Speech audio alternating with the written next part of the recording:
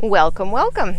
So, today I decided that I was going to try out, first of all, my mic. I'm hoping this works. I know it's a little bit breezy down here on the dock, but I wanted to share with you a few things. As pretty much everybody knows, if you do the same thing all the time, you say the same things, you do the same things, you eat the same foods, you go to the same places, you're really not leaving any room for the unknown to happen, which means that you're living on autopilot. And you may be comfortable with that. Personally, I need change. I've moved somewhere around 50 times in my life. I've lived all over Canada.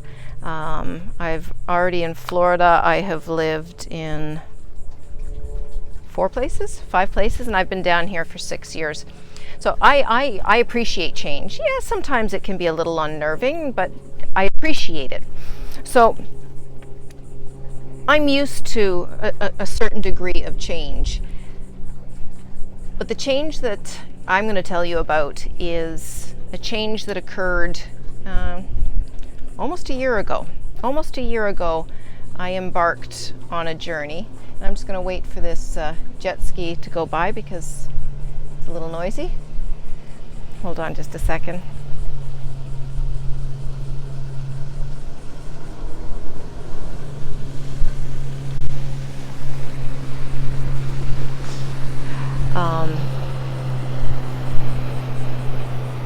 So around a year ago, it was actually a year and maybe a month and a half, 2 months ago, I was sitting in my condo, and I loved my little condo. It was 2-bedroom, 1 bath, 7-minute walk to Treasure Island Beach. I had a girlfriend, her and I, that would walk the beach almost every single morning, weekdays anyway. And I had my meetups. I had everything lined up. I had all sorts of things that I absolutely was passionate about, working with the homeless, my friends, hanging out with my friends. I loved my life. But I would sit in my little living room and I would look around, appreciating. Don't get me wrong, I still appreciate everything that I was having in my life. And I would look around and I would be saying, yeah, I love the way that looks. I love that thing. I love this. I love that. But there was just constantly this little something here that was saying, no, there's something more. There's something more. You're missing out on something that you want to do. And I can't remember when exactly I made the decision that I wanted to go on a road trip. I know that for some time it had been a thought that I had like a long time. I wanted to do it back when my kids were younger, so obviously it was at least 20 years ago that I had wanted to do this type of thing. But I never had the ability, never had the gumption, the balls to actually step out of my comfort zone and do it. So I thought, okay, maybe now's the time. So I started, this was in June or July, I started thinking about it and thinking, okay, my plan was I was going to leave in March or April of 2019.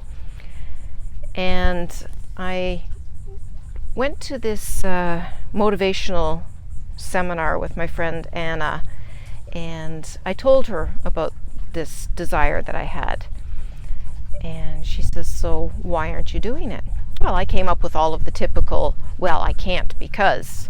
So it's finances, my home, my this, my that, like all the different things that pop up as excuses that your mind gives you so that you don't actually do things that are exciting.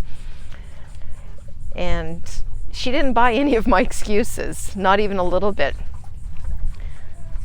So that was inspiration enough for me to make the phone call. Within that half hour, I called my landlady and told her, I'm giving up the condo and I am giving up everything. I am going on a road trip. I'm making my car into my tiny home. And it's raining on me.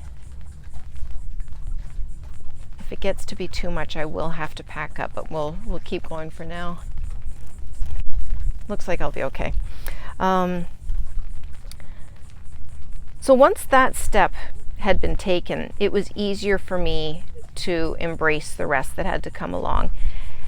And that involved getting my stuff put into storage, packing all my stuff and getting into storage, and getting my car built into my tiny home, and having an idea. And I'm going to keep talking as I put my stuff away into a bag so that it hopefully doesn't rain on it.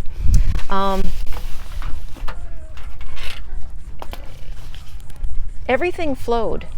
Everything actually flowed for me. It wasn't hard to put it all together.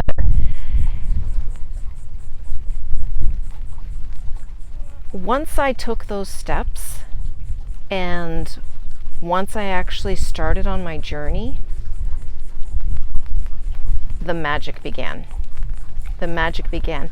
All those unknowns were able to fall into place and take me on a journey like I never could have imagined. I never could have imagined all the things that transpired, because I would have been thinking, well, logically I have to do this, this, this, and this. But the universe can line things up for us. We don't have to do all of that. We can allow. And that is the biggest challenge that we as humans have, because we're always worried about how to do it. It's not our job to know how to do everything. Yeah, you need to have a bit of a plan so that you can allow things to go from there. If I hadn't had the plan that I wanted to make it to Vancouver for Christmas, then I'm not sure what direction I would. You know what, the universe would have guided me in some direction. Perhaps you'd prefer to use the word God. That's fine too. Mine is the universe or source. So I knew basically where I wanted to go, and I had a number of ideas in my head of the places that I wanted to visit. But I'll tell you right now that it looks like I'm going to have to sign off, and I will have to do some more another time, because I've got books and stuff out here that I don't want in the rain. Love, Light, and Manifestations. This will be continued. I'm evidently not supposed to share it all right now.